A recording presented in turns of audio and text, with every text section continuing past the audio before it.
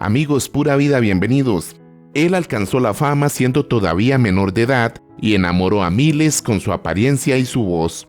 Conoce cómo alcanzó el éxito y por qué desapareció en el momento que era más famoso.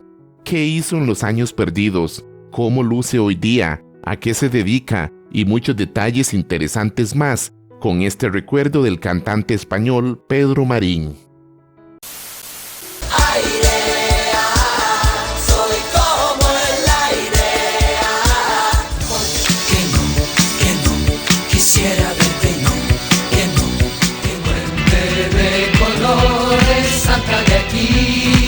Para allá, llévate esta carta y cuéntame cómo está.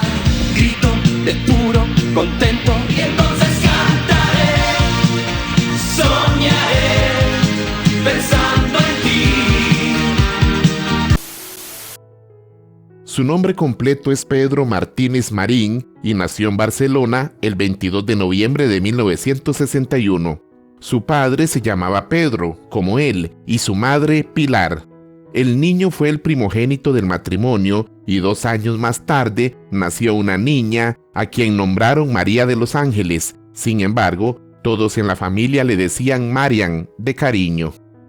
La familia de Pedro vivía en Barcelona, específicamente en la calle Ferran Aculló. Y aunque no eran demasiado adinerados, su padre tenía un buen puesto en una fábrica de pegamentos y la familia vivía bastante bien.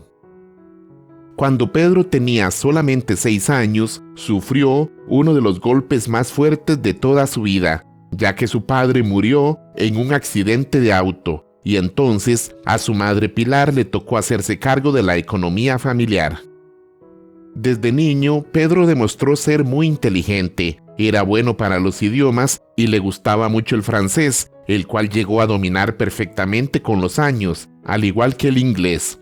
Además, el niño era un ávido lector y le gustaba mucho la historia. Uno de sus personajes históricos favoritos era Alejandro Magno. Otra de sus grandes aficiones era la música. De hecho, Pedro recuerda que el primer disco que compró en su vida fue Pin-Ups, de David Bowie, y después Transformer, de Lou Reed. A Pedro la música que más le gustaba era el rock, y en el año 1975, cuando tenía 14 años, fundó su primera banda con algunos amigos de la secundaria. La agrupación fue bautizada como La Minifalda Atómica, y aunque su existencia fue corta, Pedro nunca imaginó que esa banda le abriría el paso para convertirse en una estrella, ganar muchísimo dinero y ser asediado y acosado por cientos de adolescentes, el sueño de todo joven músico. En 1978, Pedro se presentó con su grupo en un concurso de bandas llevado a cabo en una famosa discoteca española. No les fue tan mal en el concurso, pero lo realmente bueno vino un par de días después, cuando sonó el teléfono en casa de Pedro. El joven no estaba y fue su madre quien atendió la llamada. Al otro lado del teléfono estaba un hombre que decía ser un representante de la famosa casa discográfica Hispavox y que quería hacerle una prueba a Pedro. Cuando la madre le contó a Pedro de la llamada, el joven no lo creyó, ya que le parecía imposible que fuera cierto, y pensó que era una broma de alguno de sus amigos. Sin embargo, un par de semanas después volvieron a llamar. Resultó que todo era cierto. Los ejecutivos de la casa discográfica le hicieron una breve prueba de canto a Pedro y luego le dijeron que tenía muy buena voz y además que era muy guapo, que tenía muy buena pinta. Le dijeron que querían ofrecerle un contrato para que fuera solista, pero que había algunas condiciones. La música que Pedro hacía con su banda era la que le gustaba, de tipo rock, un poco de punk, un poco de glam, pero la discográfica no estaba interesada en esa música. Querían un chico guapo que cantara bien para que hiciera competencia con Miguel Bosé, que estaba pegando muy fuerte, y con otro nuevo cantante joven y guapo llamado Iván. ¿Recuerdas a estos jóvenes españoles? Déjanos en un comentario cuál es tu favorito y de paso cuéntanos de dónde nos estás viendo. ¿Dónde vas? ¿Dónde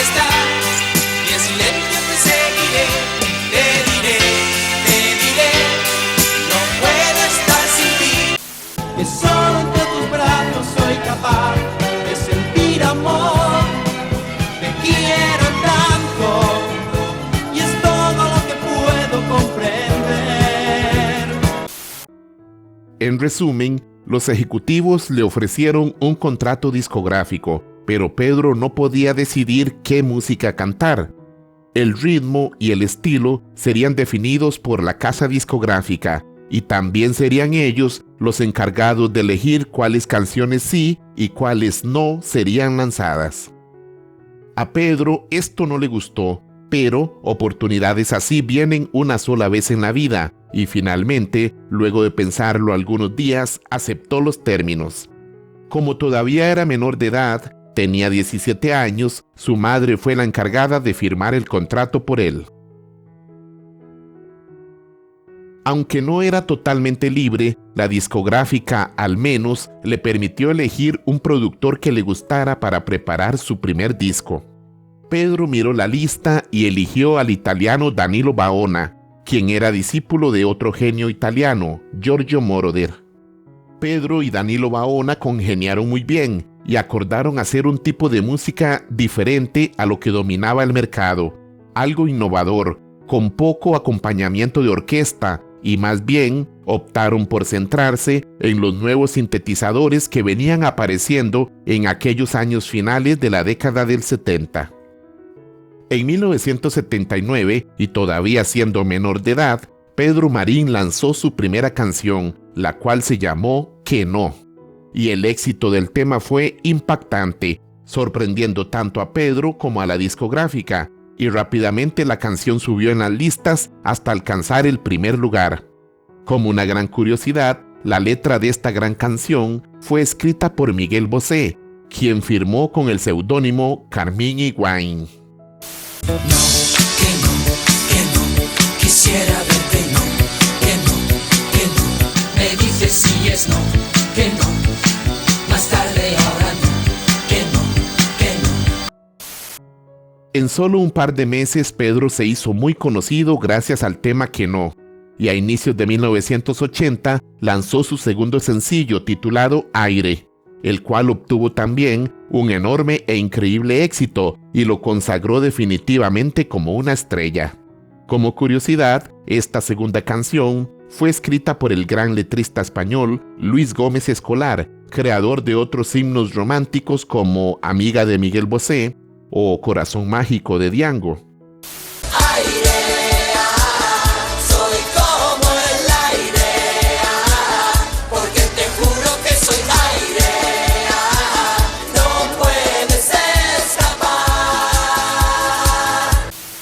Los dos primeros éxitos de Pedro fueron incluidos en su álbum debut, el cual fue bautizado como El Cantante y fue lanzado a inicios de 1980. La música de Pedro Marín gustó mucho y su propuesta fue bastante innovadora para la época. De hecho, sus canciones fueron las primeras consideradas como synth pop en español y se le considera como el primer cantante hispano que utilizó sintetizadores y cajas de ritmos en su música, siendo precursor de los movimientos que después se llamarían electropop o tecnopop. Y bueno, de esta forma Pedro Marín se convirtió en una gran estrella en tiempo récord. Le llegaron sus primeras ganancias millonarias y le comenzaron a llover las admiradoras. De hecho, las fans de Pedro lo perseguían a todo lugar al que iba. Se colaban en sus habitaciones de hotel, llamaban a su casa a todas horas, incluso de madrugada, y hacían mil locuras, llegando incluso a cortarle el pelo y partes de la ropa con tijeras. Al inicio, Pedro estaba muy feliz con esta atención, pero cada vez el asunto se ponía más peligroso, y cuando ya no podía ni siquiera ir al supermercado tranquilo, Pedro se fue dando cuenta de que la fama también tenía un aspecto muy negativo, en el cual nunca había pensado. La enorme fama de Pedro Marín lo llevó a cruzar por primera vez el Atlántico y realizó diversas actuaciones en países latinoamericanos como Argentina, Chile, Ecuador, Colombia y México, donde se repitió el fenómeno de las alocadas fans que lo perseguían por todos lados, e incluso en estos países fueron muy famosas algunas canciones que no habían sido éxito en España, como por ejemplo el tema Puente de Colores. Esperanza, corre, ven hasta aquí. Puente de colores, salta de aquí para allá.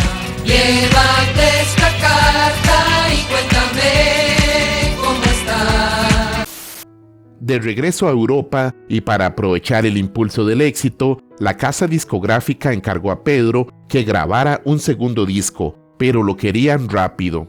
A Pedro esto no le gustó y para empeorar el asunto, el productor Danilo Baona estaba trabajando con varios artistas al mismo tiempo y no podía dedicarle tanta atención a él como la vez anterior.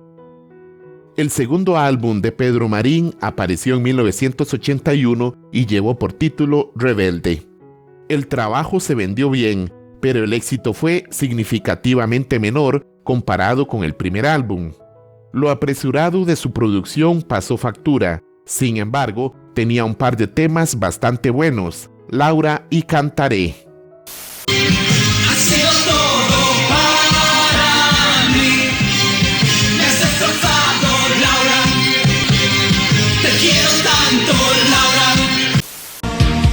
Grito de puro contento. Y entonces cantaré, soñaré, pensando en ti. Un detalle curioso y controvertido de esta época es que cuando lanzó este álbum, Pedro también apareció posando desnudo en una revista española. Las imágenes en las que se podía ver al cantante completamente desnudo montando un caballo blanco incluso fueron impresas en un póster que venía incluido en el disco de vinilo. Bastante atrevido para la época, ¿no? Era 1981. ¿Qué opinas de este curioso detalle? Déjanos abajo tu comentario. Los ejecutivos de la discográfica querían seguir explotando el éxito de Pedro Marín y presionaban para que éste grabara su tercer álbum lo más pronto posible. Sin embargo, el cantante se sentía desilusionado y asfixiado por los ejecutivos y quería hacer un trabajo de mayor calidad y no simplemente algo rápido para vender. Todo esto llevó a que las dos partes tuvieran diferencias irreconciliables y hubo discusiones muy acaloradas al respecto. A pesar de las molestias, Pedro lanzó un par de sencillos, y aquí hay otro dato muy interesante. Resulta que Rafael Trabuchelli, un productor y compositor de la discográfica, le ofreció a Marín una canción titulada Dos enamorados para que la cantara. Inicialmente Pedro se negó porque no estaba seguro de seguir haciendo música del mismo estilo de siempre, y entonces este tema se lo ofrecieron a un niño que estaba comenzando su carrera musical, y este niño no era otro que Luis Miguel. Quiero, tú me miras y sé que te quiero. Cuando te amo, yo sé que te quiero. Somos dos enamorados de un amor. Después de esto, Pedro sí quiso grabar la canción, y entonces resulta que ambas versiones salieron casi al mismo tiempo, lo cual provocó alguna confusión que incluso hoy día se mantiene, ya que algunos defienden que Pedro sacó la suya primero, y otros dicen que fue Luis Miguel. La verdad exacta es que la versión de Luis Miguel apareció en el mercado en febrero de 1982, y la de Pedro 2 meses después, en abril. Tú me miras y sé que te quiero. Somos dos enamorados de un amor. Todo con el alma, viento y mar. Pedro Marín no pudo reconciliar las diferencias con su casa discográfica y entonces decidió irse. Aún así, los empresarios no querían desistir y como veían que podría haber buen dinero de por medio, decidieron lanzar el tercer álbum, incluso sin el cantante. ¿Cómo hicieron esto? Pues se valieron de canciones que Pedro había grabado, pero que habían sido descartadas de los discos anteriores, así como de algunas versiones un poco diferentes de sus primeros éxitos que también había grabado Pedro, y así, de esta forma, el tercer álbum de Pedro Marín salió al mercado a mediados de 1982 y llevó el mismo título del primero, o sea, el nombre del cantante. El tercer álbum tuvo ventas moderadas y de esta forma, Pedro Marín, quien había alcanzado la fama de la noche a la mañana y quien llegó a vender 2 millones de copias de sus discos, desapareció del ambiente musical de una forma tan rápida como había llegado, dejando a todos sus seguidores impactados y en una gran incertidumbre. 3 años después de su alejamiento, en 1985, Pedro sorprendió a sus fans cuando lanzó un par de canciones, y aunque tuvo un ligero éxito con el tema Tú serás solo mía, la alegría de sus seguidores duró poco y Pedro se volvió a retirar de la música, esta vez por un largo tiempo. Por una carta te encontré, crucé los laberintos de tu mente, pero tú serás solo mía. Abandonada la música, Pedro, quien ahora tenía tiempo y ganas, se dedicó a estudiar y cursó una carrera en economía, demostrando ser un hombre muy inteligente y capaz. Además, se licenció en Historia del Arte. Al finalizar sus estudios, encontró trabajo en un banco de renombre y obtuvo un puesto que lo llevó a viajar por gran parte del mundo. Pasó varios años trabajando para la banca en países como Inglaterra, Bali y Kenia. También se dedicó a dirigir videos musicales e incluso realizó algunos documentales. Desde el año 1986 hasta el 2005, Pedro Marín estuvo ocupado trabajando en un sinfín de cosas, pero en el año 2006, 21 años después de haber lanzado sus últimas canciones, el cantante decidió que ya era hora de volver a la música y lanzó un álbum llamado Diamonds, donde rindió un homenaje a la era de la música disco, realizando sus propias versiones de grandes clásicos. Para esta misma época, Pedro Marín declaró que era bisexual. Sin embargo, siempre ha sido extremadamente celoso con su vida privada, y es muy poco lo que se conoce de ella. Poco tiempo después, en 2007, lanzó el álbum Pulpo Negro, su primer disco con canciones nuevas en más de 2 décadas. El trabajo sorprendió con un estilo que combinaba el electropop de vanguardia y actitud rock con una poesía oscura y romántica. Pulpo Negro fue bastante exitoso en el mercado y consiguió vender más de 50,000 copias tan solo en España.